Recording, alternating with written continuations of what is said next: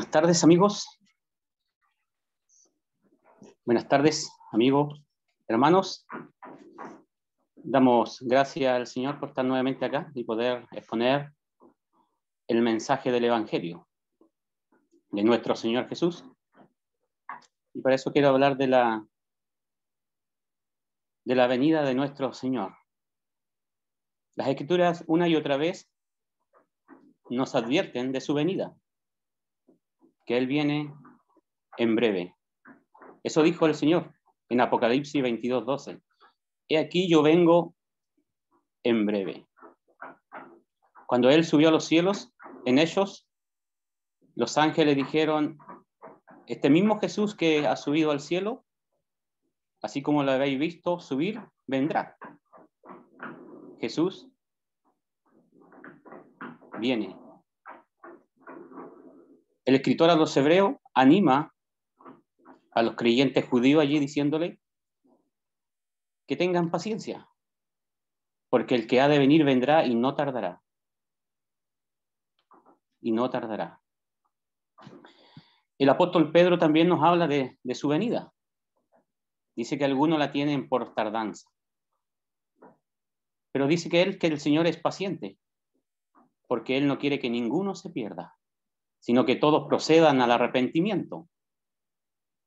Pero el Señor vendrá. Y agrega: la paciencia del Señor hace que su venida se tarde. La paciencia del Señor.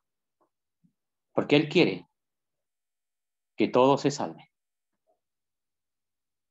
Y esa es la esperanza de todo creyente. La venida del Señor. La venida de nuestro Señor. Pablo Tito dice que la gracia de Dios se ha manifestado para salvación a todos los hombres, enseñándonos que renunciando a la impiedad y a los deseos mundanos, vivamos en este siglo sobria, justa y piadosamente, aguardando la esperanza bienaventurada, la manifestación gloriosa de nuestro gran Dios y Salvador Jesucristo. Los tesalonicenses se convirtieron a Dios para servirle y para esperar a su Hijo desde los cielos.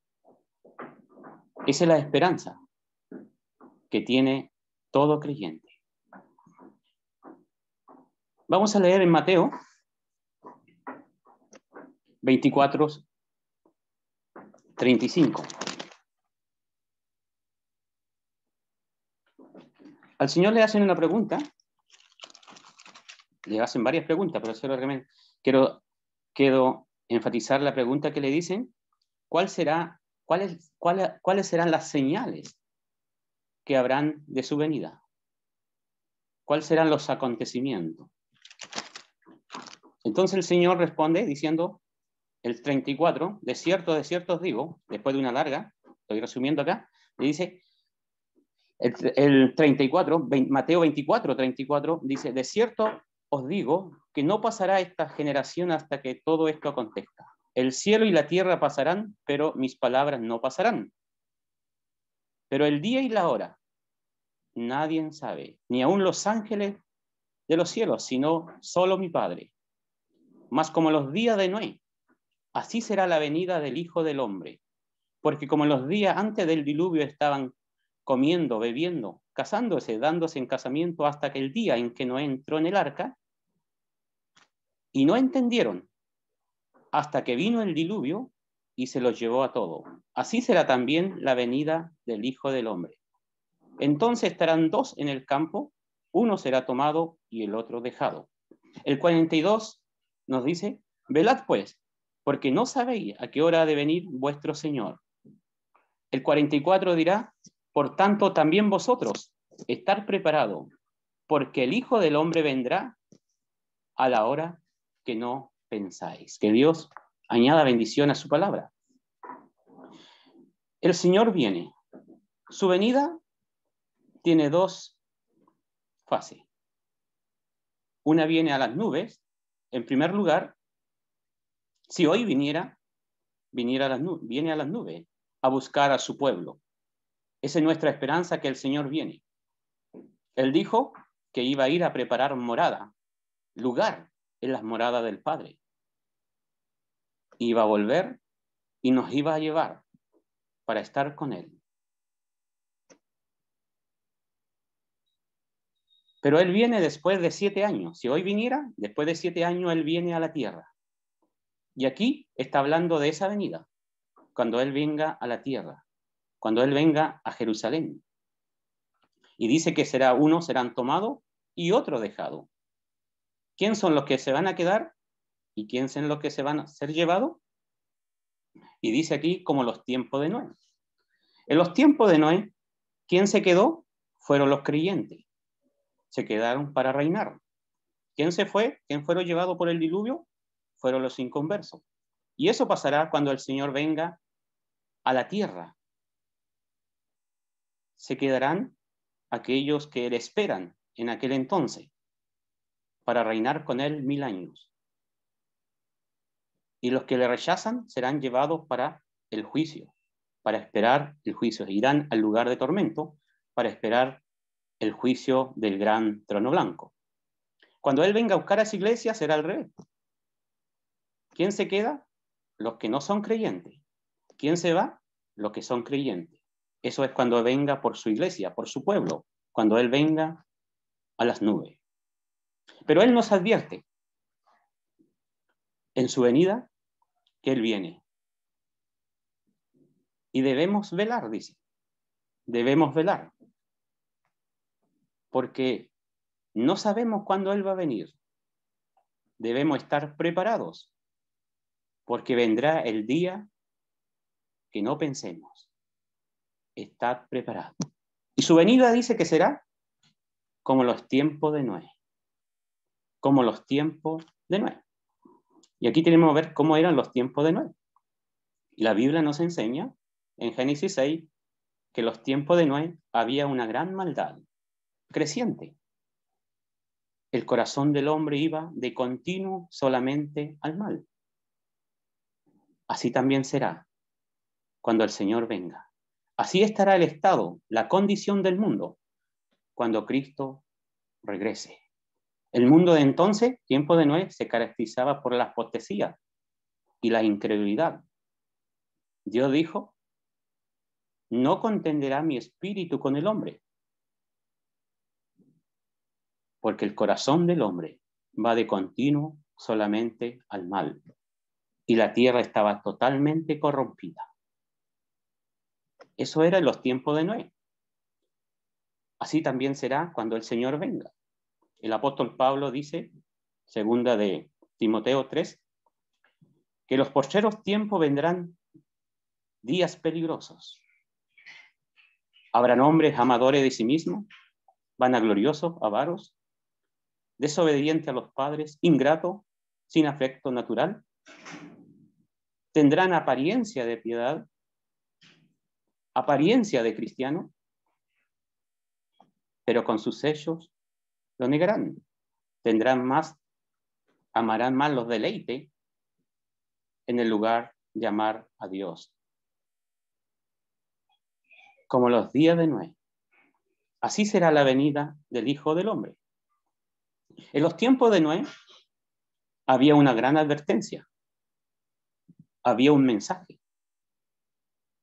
El apóstol Pedro dice que Noé era pregonero de justicia. Y eso nos enseña que Noé predicaba. Había un mensaje en aquel entonces. Pero los hombres lo rechazaban. Dios dijo, mi espíritu no contenderá más con el hombre. Rechazaban al mensaje del Espíritu de Dios que estaba en Noé, advirtiendo del gran juicio. Hoy en día se proclama un mensaje a toda la raza humana, que viene un juicio, que Dios ha determinado un día en que juzgará al mundo con justicia. Y Dios advierte que la gente busque, que el hombre busque a Dios, antes que venga ese día del juicio. antes que venga el día de la ira de Dios. El día de la ira de Dios. Como en los tiempos de Noé se predicaba, hoy se predica. El Señor vendrá. No sabemos cuándo, pero Él viene. Dios dice, prepárate. Prepárate para el encuentro de tu Dios. Jesucristo es Dios, el gran Dios, la manifestación gloriosa de nuestro gran Dios y Salvador Jesucristo. En los tiempos de Noé rechazaron el mensaje. Fueron muy pocas personas que atendieron al llamado de Noé. El Señor Jesucristo dijo, ¿habrá fe en la tierra cuando Él venga? ¿Habrá fe cuando Él venga? Sí, hay muchos que profesan fe, pero ¿será aquella fe que salva? ¿Esa fe genuina? ¿Esa fe que agrada a Dios? El apóstol Pablo dice, examínense si están en la fe. Examinémonos si estamos en la fe, porque el Señor viene. El Señor viene. Pablo en los Corintios también, 1 Corintios 16, 22 dice, el que no ama a Cristo, sea anatema, sea maldito. El que no ama a Cristo.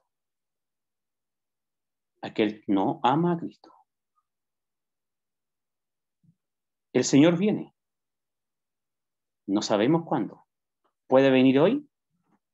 ¿Puede venir mañana? ¿En 10 años más? No lo sabemos. Pero de que viene, viene.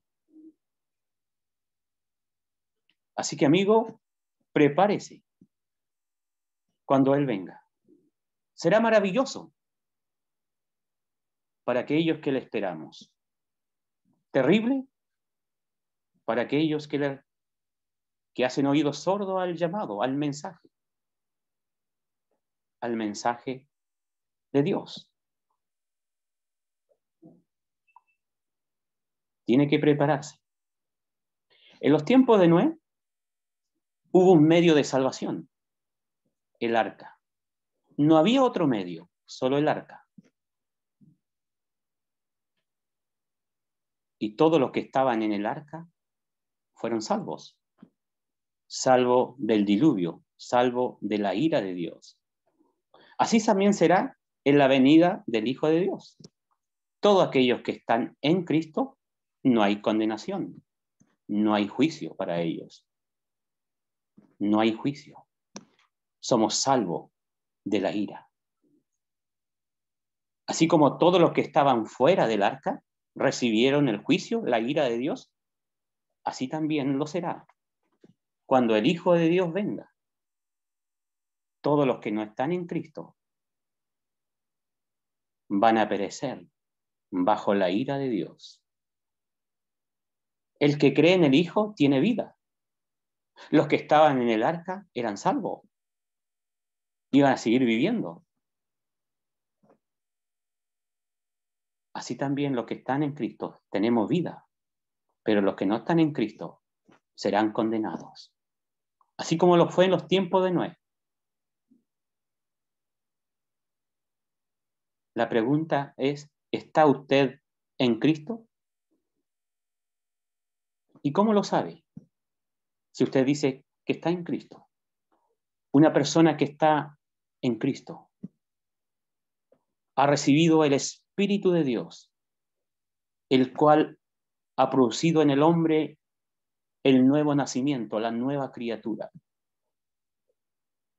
Y esta persona, que es nueva criatura, va a amar a Dios, va a amar a Cristo, va a amar su palabra. Y el Espíritu de Dios comenzará una obra en ese hombre. Del momento que ese hombre creyó, el Espíritu empieza a trabajar. Manifestará el fruto del Espíritu. Poco a poco tendrá destello del fruto del Espíritu. Porque el que no tiene el Espíritu de Dios, el que no tiene el Espíritu de Cristo, no es de Cristo. No es de Cristo. Y el apóstol dice que el mismo Espíritu, el Espíritu Santo, da testimonio a nuestro espíritu de que somos hijos de Dios. ¿Cómo lo hace? Manifestando su obra, manifestando su obra en nosotros. Cristo viene por segunda vez, ya sea en las nubes, pero Él viene. Y no lo sabemos cuándo. En los tiempos de Noé, se cerró la puerta del arca, Génesis 7:16, y Jehová cerró la puerta. Y entonces vino el diluvio. La oportunidad de salvación se acabó. La puerta se cerró. Ahora quedaba esperar la horrenda expectación de juicio. Así también, cuando venga el Hijo de Dios, la puerta se va a cerrar. El Señor dijo en Lucas, alguien pregunta, en Lucas 23:13, alguien pregunta y dice, Señor, ¿son pocos los que se salvan? Y el Señor responde, esfuércense a entrar por la puerta angosta. Él dijo, yo soy la puerta. El que por mí entrare será salvo. Yo soy la puerta. El que por mí entrare será salvo. Y ahora él dice a sus oyentes, esfuércense, que nada le impida a entrar por esta puerta. Nada le impida a creer en él. Porque muy pronto el padre de familia se levantará y cerrará la puerta. Y entonces vas a querer entrar. Entonces van a querer entrar. Pero ya será demasiado tarde. Golpearán la puerta. Y el Señor tendrá que decirle, apártense de mí, no los conozco. Apártense de mí. No cabe duda que en los tiempos de Noé sucedió lo mismo. Una vez que la puerta se cerró y empezó a caer la ira de Dios, el juicio de Dios, querían entrar, pero ya era demasiado tarde. La ira de Dios se manifiesta.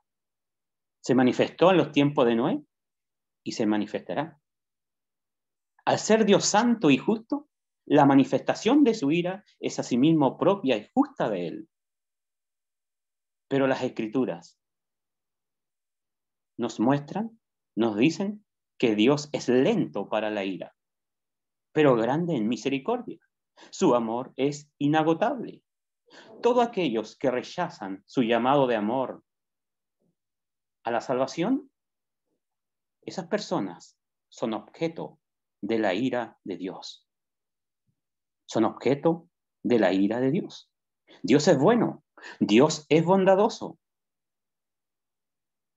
y está soportando todo lo que el hombre hace sin tomándole en cuenta a él.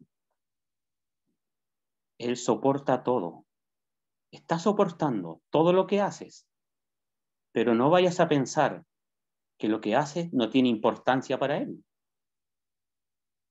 Él está tratando al hombre con bondad solo para que el hombre proceda al arrepentimiento y a la fe en Jesucristo.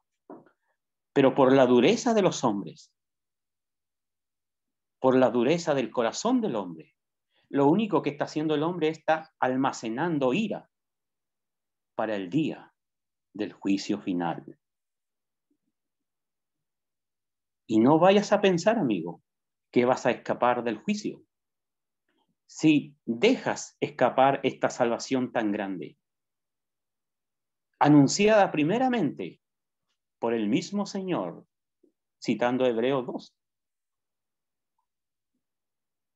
no vas a escapar.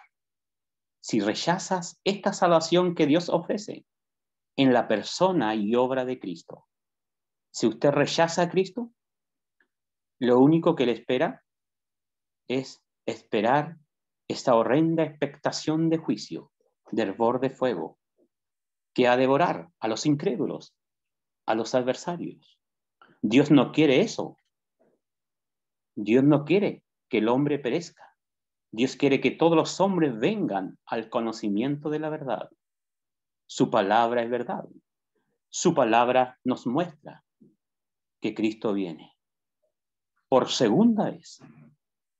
Por segunda vez. Y nos advierte que estemos velando, que estemos preparados, porque no sabemos cuándo Él viene. Él vendrá a la hora que no pensamos. Que no pensamos. La ira de Dios es tan cierta como el amanecer. El amor de Dios es inagotable. Él quiere que nos salvemos y ha dado a su Hijo. Ha dado a su Hijo. El arca era el medio de salvación. Era el evangelio de aquel entonces. El evangelio de hoy, el arca nos hablaba de Cristo. El evangelio de hoy es Cristo. Jesús, el Hijo de Dios. El evangelio no es Cristo allí en el pesebre, como se recuerda muchas veces. Con un pesebre, no. El evangelio tiene que ver con Jesucristo, el eterno, el inmortal, el Dios que habita en luz inaccesible, en morada eterna de gloria, donde los serafines, querubines, le adoran día y noche.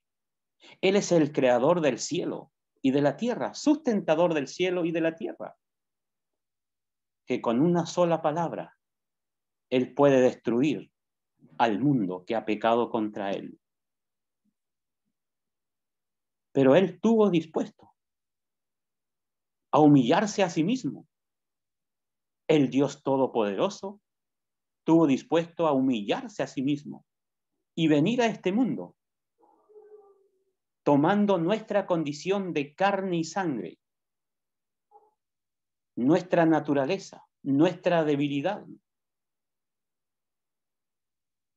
para vivir una vida recta, para vivir una vida que agrada al Padre, para satisfacer al Padre.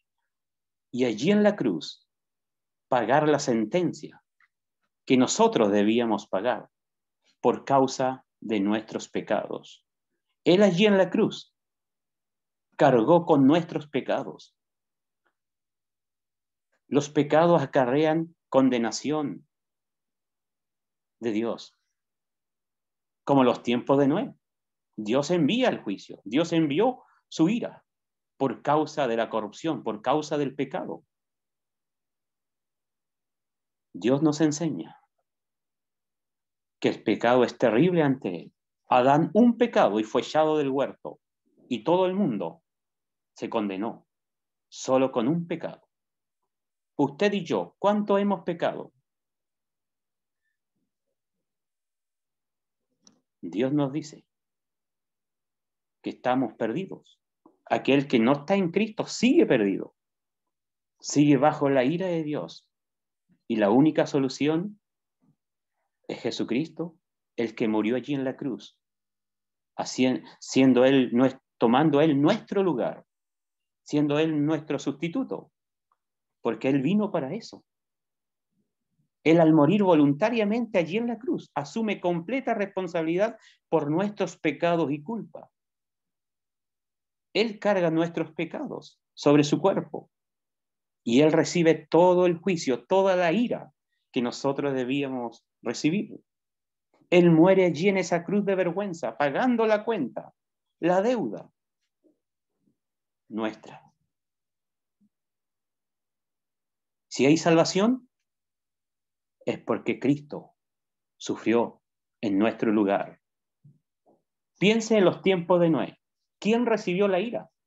Fueron los que estaban fuera del arca. ¿Por qué no la recibieron los que estaban dentro? porque estaban siendo protegidos por el arca.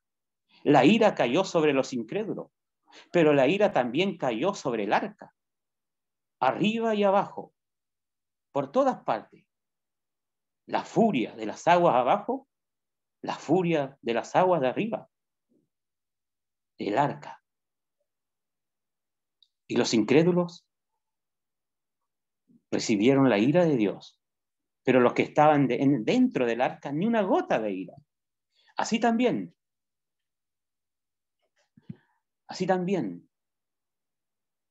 los que estamos en Cristo, ni una gota de ira.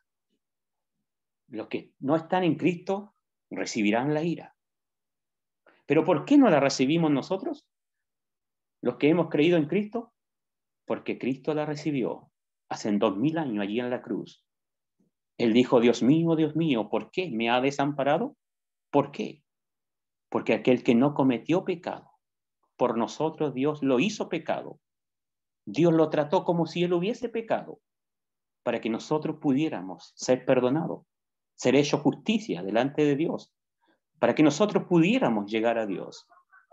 Él recibió la ira. Si para nosotros no hay condenación, es porque Él fue condenado. Si nosotros no recibimos la ira de Dios, es porque Él la recibió.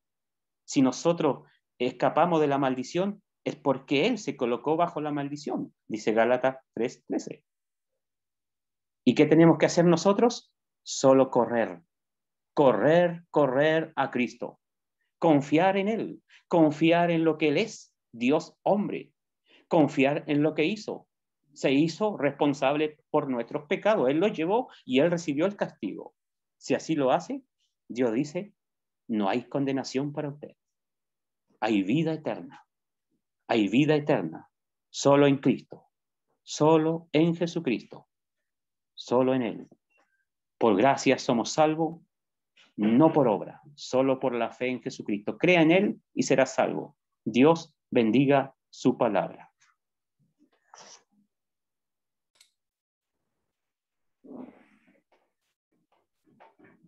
Muy buenas tardes, queridos hermanos, queridos amigos que nos acompañan.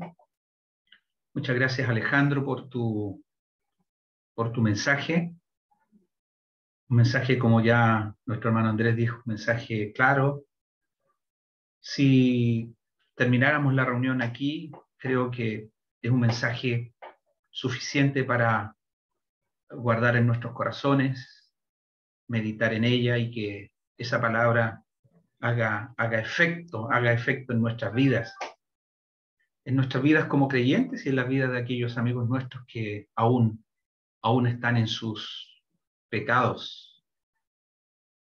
La enseñanza nos ha llevado a la salvación, la enseñanza que hemos recibido nos ha llevado al juicio, la enseñanza que hemos recibido nos ha llevado al Evangelio como medio de escape, como medio de salvación.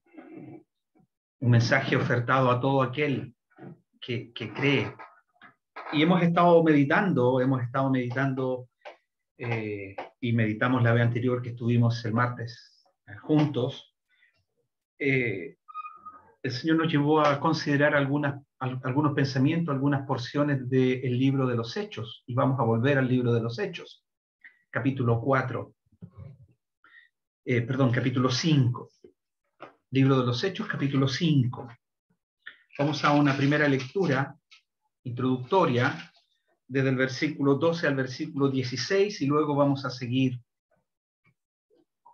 a partir del versículo 17. Dice, Hechos el capítulo 5, versículo 12, y por la mano de los apóstoles se hacían muchas señales y prodigios en el pueblo, y estaban todos unánimes en el pórtico de Salomón. De los demás ninguno se atrevía a juntarse con ellos, mas el pueblo los alababa grandemente. Los que creían en el Señor aumentaban más, gran número así de hombres como de mujeres, tanto que sacaban los enfermos a las calles y los ponían en camas y lechos para que al pasar Pedro, a lo menos su sombra cayese sobre algunos de ellos, y aún de las ciudades vecinas. Muchos venían a Jerusalén trayendo enfermos y atormentados de espíritus inmundos, y todos eran sanados.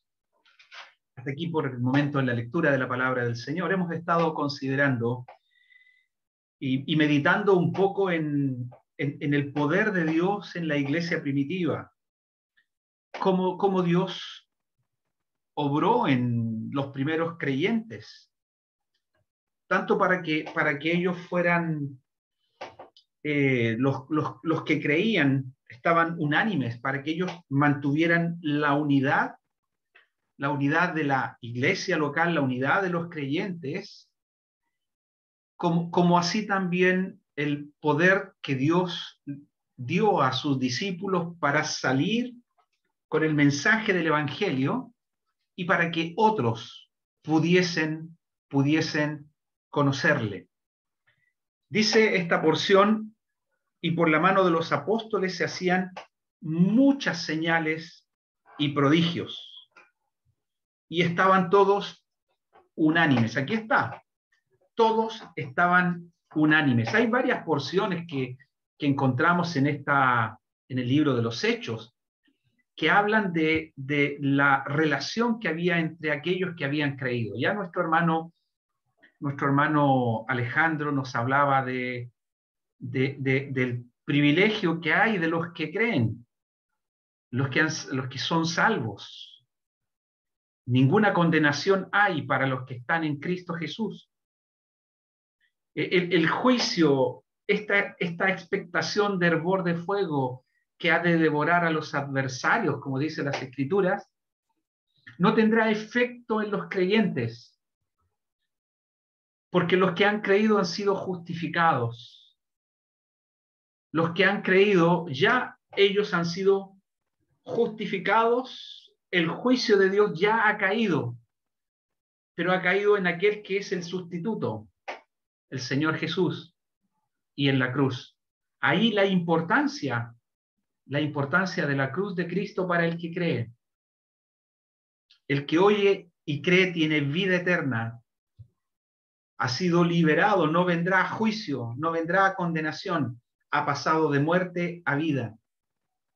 Pero el que rehúsa creer no verá la vida, la ira de Dios está sobre él. Y ese principio respecto del Evangelio, o ese efecto respecto del Evangelio, ha persistido a través de todos los tiempos. El Evangelio se pregona, como hemos escuchado en la primera parte. Hay aquellos que creen y hay aquellos que rehúsan creer. Aquellos que creen, dice la palabra, son salvos. El Espíritu de Dios viene sobre ellos. Dios mantiene esa unidad en aquellos que creen. Y ese espíritu de unidad fue la característica de los creyentes en el primer tiempo. Estaban unánimes, estaban juntos, escuchaban la palabra, oraban juntos. Dios hacía grandes maravillas por medio de los discípulos. Muchos otros eran añadidos. Se incorporaban a aquellos que habían creído. Y hermanos, no pensemos que aquellos tiempos eran mucho más fáciles, más simples que los nuestros. Sí, nosotros estamos viviendo periodos difíciles, ¿verdad? Con esta pandemia todavía no podemos estar juntos. Anhelamos estar juntos. Quiera el Señor que muy pronto podamos hacerlo y estimularnos al amor y a las buenas obras. Pero estamos tranquilamente. Bueno, muchos de estos creyentes fueron torturados, fueron puestos en prisiones.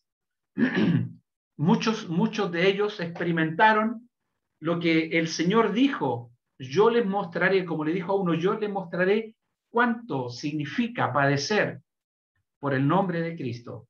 Yo no sé si nosotros hemos experimentado eso, lo que cuesta padecer por el nombre de Cristo.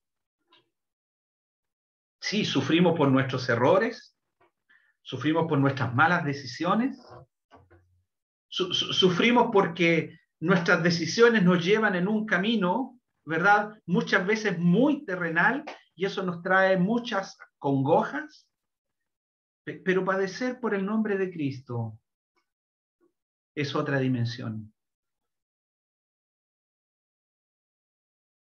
Aquellos que sufren llevando el evangelio a sus familias y sus hijos, sus esposas, sus padres, permanecen aún en sus pecados, rechazando el mensaje.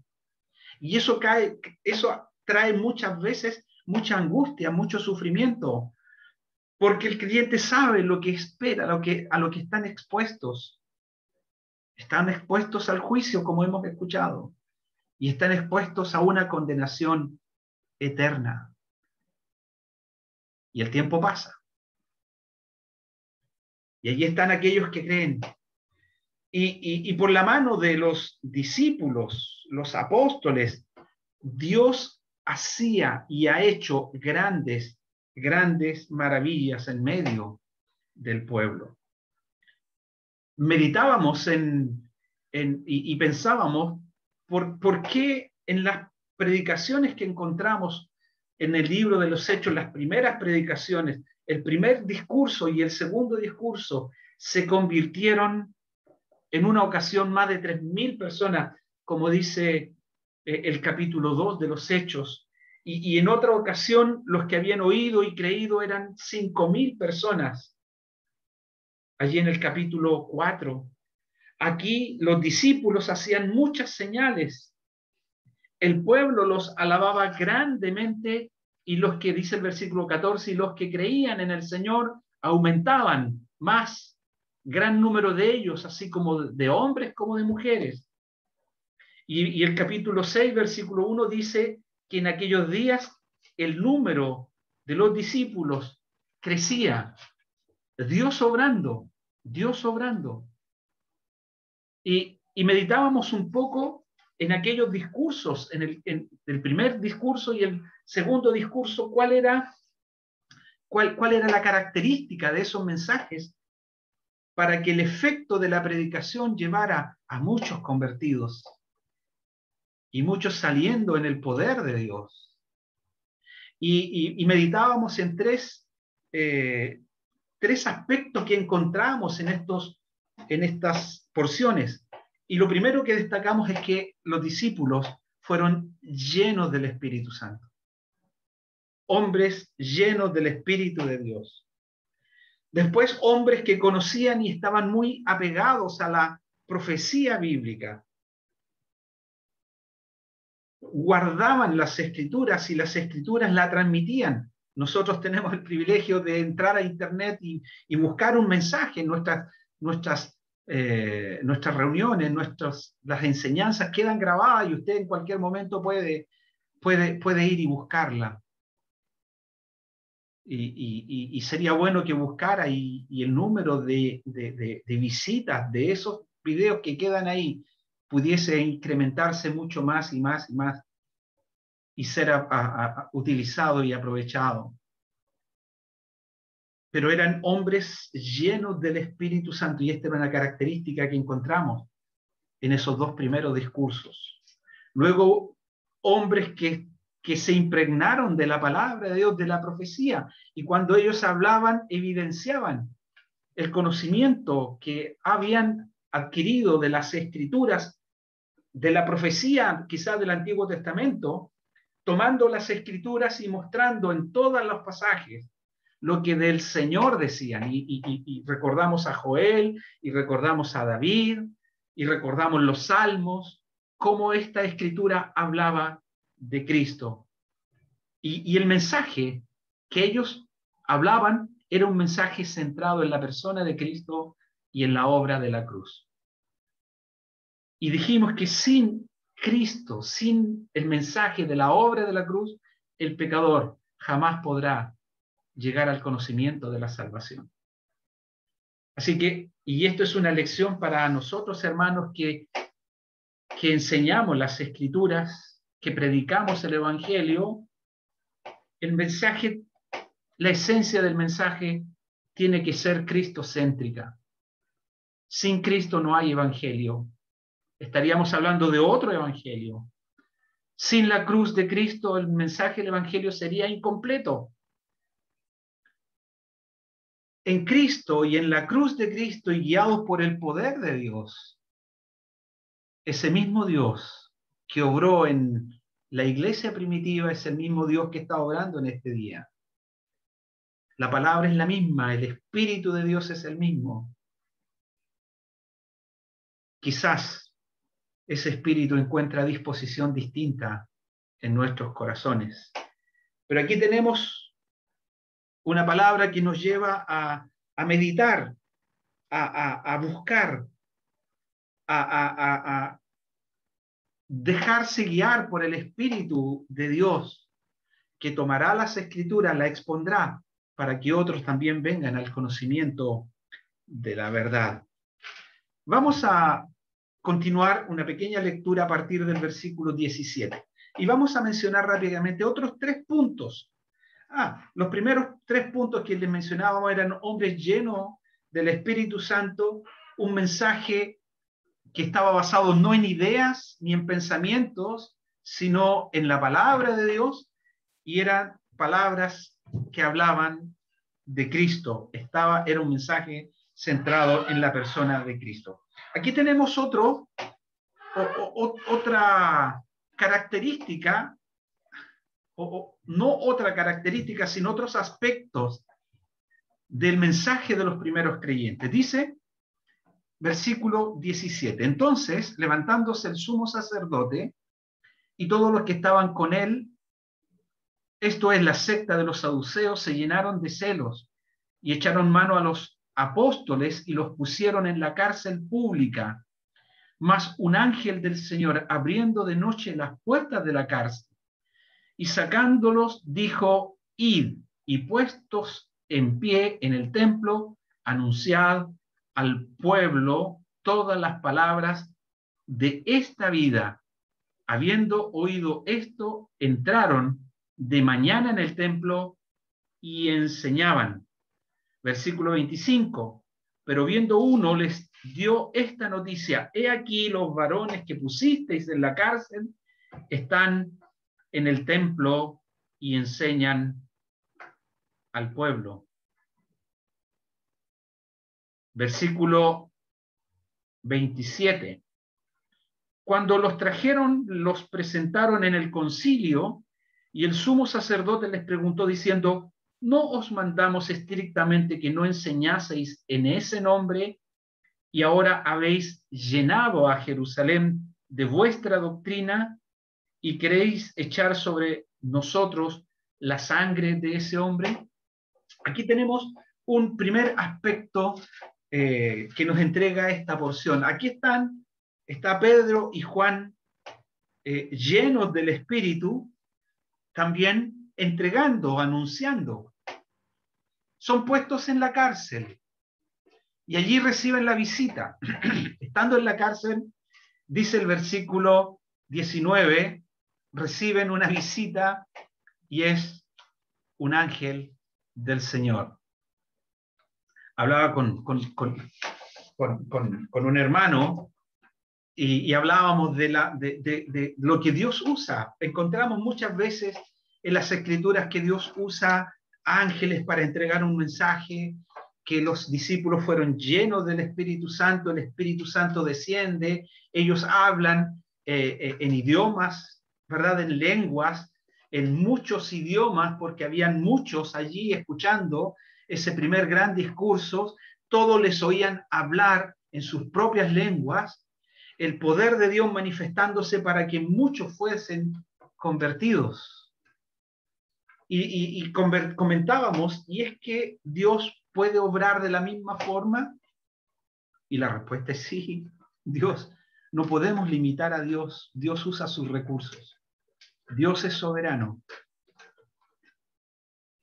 Pero una cosa es lo que Dios revela y usa a cada creyente para manifestar su poder y alcanzar a otros con el testimonio de ese creyente, y otra cosa es el mensaje, un mensaje general, un mensaje de parte de Dios para el pueblo de Dios. Nosotros tenemos las Escrituras. Nosotros tenemos las Escrituras. Y allí Dios ha dejado estampado lo que la iglesia debe conocer como principios generales. Tenemos la Escritura, la palabra de Dios, completa. Toda la Escritura es inspirada por Dios, toda, y útil para enseñar, para redarguir, para instruir en justicia, a fin de que el hombre, mujer, es en sentido genérico, para que a fin de que el creyente, hermano y hermana, sea maduro, enteramente preparado para toda buena obra. Si necesitamos equiparnos para toda buena obra, tenemos la palabra de Dios infalible, santa y pura, que nos puede guiar, nos puede nutrir, para equiparnos, para ser siervos del Dios del cielo. Y aquí está Pedro y Juan, recibiendo esta visita inesperada para ellos, pero una visita que viene guiada de parte de Dios. Y esta visita y este ángel, este mensajero del Señor, mensajero del Curios, mensajero del Dios Todopoderoso. Qué privilegio para este hombre, para este ángel, recibir la instrucción de Dios. Ve a aquellos, mis discípulos, y entrega este mensaje. Y el mensaje es, y, versículo 20, puesto en pie en el templo, anunciad al pueblo todas las palabras de esta vida. Y, puestos en pie, anunciad las palabras de esta vida. Dicho de otra forma, id y predicad el evangelio. Predicad el mensaje de vida. Predicad para que aquellos que escuchen se puedan convertir. ¿O ustedes son responsables de entregar este mensaje? El efecto lo producirá Dios. ¿Y saben lo que hacen estos hombres? Obedecen. Quizás si encontramos una característica en esta porción, a este mensaje recibido, a esta instrucción recibida en Pedro y en Juan, es que ellos obedecen. Ellos entienden que aquel ángel que ha venido, que ha abierto las puertas de aquella cárcel, le ha dado esta instrucción: vayan y prediquen las palabras de esta vida. Las palabras de esta vida. Esta palabra vida es la misma palabra que se usa allí en Juan el capítulo 5, versículo 24, un pasaje muy conocido. El que oye mi palabra y cree al que me envió, tiene vida. Tiene vida. Y vida eterna. Es la misma palabra, vida. Vayan y prediquen este mensaje de vida. Porque el que oye y cree tendrá, si usamos las palabras de Juan, tendrá vida eterna. Y es la misma palabra vida que aparece allí en Juan el capítulo 3, famoso pasaje, conocido pasaje, precioso tesoro que encontramos en las Escrituras. Quizás el versículo más conocido, más traducido. Yo leía de un hombre que se convirtió al Señor. Había escuchado de pequeño el Evangelio en la escuela dominical. Este hombre había crecido, se alejó, la palabra nunca más tuvo contacto, pero este hombre se acordó en un momento difícil en su vida, trascendental en su vida. Se acordó de un versículo que aprendió cuando era niño, y ese versículo era Juan 3:16. Porque de tal manera amó Dios al mundo que ha dado a su Hijo unigénito para que todo aquel, y allí estaba Él, todo aquel que en Él cree, no se pierda, mas tenga vida eterna. Y ahí está esa misma palabra, vida. Así que, hermanos, estos hombres recibieron este mensaje del ángel: id y predicad el evangelio, id y predicad las palabras de esta vida. Hemos recibido instrucción del Señor, ¿verdad? El Señor reúne a los suyos allí en el monte alto en Galilea y dice: id y predicad el evangelio a toda criatura. El que oyere y el que creyere será salvo, mas el que no creyere será condenado. Es decir, esta palabra de vida, el evangelio, tiene trascendencia eterna. Salvación para el que cree y condenación para el que rehúsa creer. Así que la esencia de este mensaje, ¿por qué muchos creían? ¿Por qué el poder de Dios se manifestaba? Es porque estos hombres fueron obedientes a ese mensaje. Y ese es el primer punto que quería destacar. El segundo punto está en los versículos 29, 30 y 31. Dice: respondiendo Pedro y los apóstoles dijeron, a la pregunta y al cuestionamiento de los religiosos, porque estos querían llenar toda Jerusalén de esta doctrina, pero ellos tenían un mensaje que entregar, concentrado. Fíjense, este mensaje solo está entre estos 3 versículos.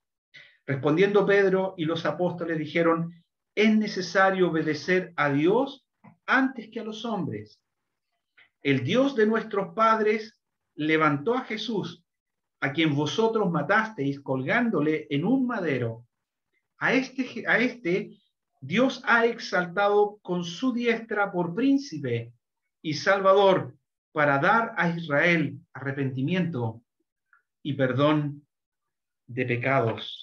Para dar a Israel arrepentimiento y perdón de pecados. Fíjense, solo 3 versículos.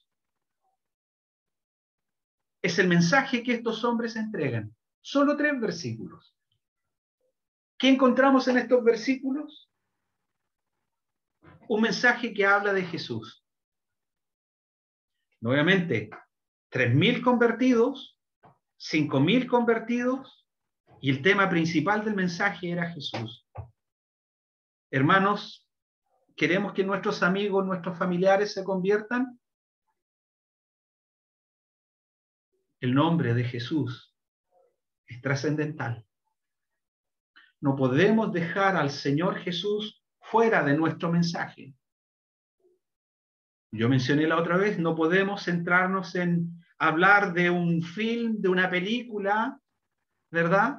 O del mejor bestseller, o del tema muy actual. Podemos usar muchas, ¿verdad? Muchas expresiones o muchos temas para llegar con un mensaje. Y a veces cometemos ese error. Una predicación de, no sé, 30 minutos, usamos 25 minutos para hablar de algo y 2 minutos para hablar de lo esencial. Bueno, el mensaje que ellos dieron está centrado en 3 versículos. Primero, obedecer a Dios. Segundo, ese mensaje habla de Jesús. Tercero, ese mensaje habla de la cruz de Cristo. Cuarto, ese mensaje habla de la exaltación de Cristo. Dios le ha exaltado por príncipe y salvador. Y finalmente, ese mensaje hace un llamado al arrepentimiento, porque en aquel que cree, el perdón de pecados puede ser efectivo. Y el mensaje produce eso. El mensaje del Evangelio produce salvación para el que cree. El mensaje del Evangelio debe llevarnos a Cristo y a la cruz de Cristo, porque en ningún otro hay salvación, porque no hay otro nombre bajo el cielo dado a los hombres en que podamos ser salvos. Y nuestros amigos, nuestros queridos, nuestros conocidos serán salvos cuando alberguen en sí el mensaje precioso del Evangelio. Mensaje que habla de Jesús, mensaje que habla de la cruz, mensaje que habla de la exaltación de Cristo. Él, después de haber dado su vida, Él fue sepultado, Él resucitó al tercer día, apareció a los suyos y Él fue exaltado hasta lo sumo. Y tiene un nombre que es por sobre todo nombre. No hay otro nombre más precioso. No hay otro nombre más sublime. No hay otro nombre más hermoso. Cantamos muchas veces cuán dulce el nombre de Jesús, ¿verdad? No hay otro nombre más dulce para el pecador que el nombre de Jesús.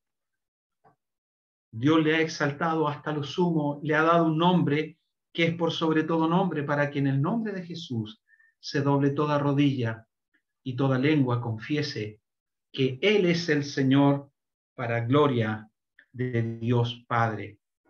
Ellos obedecieron al mensaje. El mensaje que transmitieron estaba centrado en Cristo, en el nombre del Señor y en la cruz de Cristo. Y ese mensaje producirá efecto en aquellos que escuchan. Dice el versículo 33, y con esto termino, los que oyeron, mire, hubo un grupo de aquellos que oyeron, ¿saben lo que hicieron? Se enfurecieron y querían matarles. ¿Cuántos hoy en nuestro país están tratando de escribir una constitución? Ellos han dejado fuera de esa constitución el nombre de Dios, el nombre de Cristo. No quieren nada con ese nombre. Y muchas veces cuando se les habla de Cristo, a ellos les produce, no sé, rabia, les produce distorsión. Es que el nombre de Cristo divide. Algunos han tomado la decisión de dejarle fuera. Y es triste. Tendrá consecuencias eternas para el que rehúsa creer. El que rehúsa creer en el Hijo no verá la vida. La ira de Dios está sobre él. Se levantará generación. Si el Señor no viene antes, se levantará generación tras generación de hombres y de niños que crecerán sin temor de Dios, sin leer la palabra de Dios, sin saber lo que significa orar, sin saber lo que significa el Evangelio, como ha pasado en otros lugares. Niños que crecen ignorando la palabra de Dios y el poder de Dios en sus vidas, no teniendo idea de lo que significa el Evangelio. Bueno, en nosotros, hermanos, está esta responsabilidad. ¿Se acuerda lo que aprendíamos antes? Que se levantó una generación después de Josué que no conoció al Señor ni lo que Dios había hecho, ni la obra que Dios había hecho en medio de su pueblo. Y esa generación empezó a distorsionarse y a apartarse hacia los ídolos. Bueno, en nosotros está esta responsabilidad. Hay algunos que rechazarán, pero hay otros que sí han de creer. Y como dice, y por la mano de ellos se hacían muchos prodigios. El pueblo les oía y los que creían aumentaban de más en más. Y su número se aumentaba así de hombres como de mujeres. Bueno, nuestra responsabilidad es predicar el Evangelio. Nuestra responsabilidad es hablar de Cristo. Nuestra responsabilidad es presentar la cruz de Cristo. Nuestra responsabilidad es anunciar que hay un juicio que puede evitarse, que hay una condenación al cual el hombre debe evitar ir. Y evitará ir a esa condenación por el poder del Evangelio, creyendo aquella persona en el Señor Jesús para el perdón de sus pecados. Así que aquí hemos recordado tres cosas y con esto ya podemos terminar. Primero, obedecieron los apóstoles a la voz del ángel, obedecieron al mensaje y salieron y predicaron el Evangelio. Segundo, ese mensaje estaba centrado en Cristo en la obra de Cristo, en la persona de Cristo y en la exaltación de Cristo. Y tercero, la respuesta a este mensaje ya es responsabilidad de todo aquel que escucha.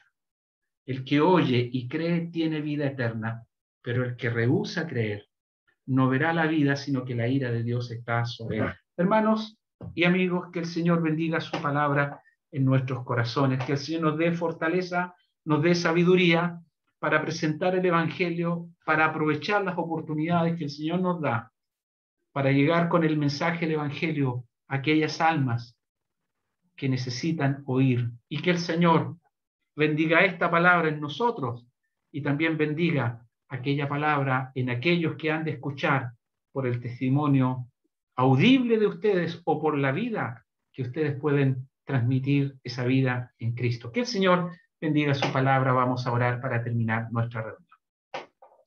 Nuestro Padre Celestial, te damos gracias por tu palabra, por el testimonio de las Escrituras. Te damos gracias por el ejemplo que encontramos en ella.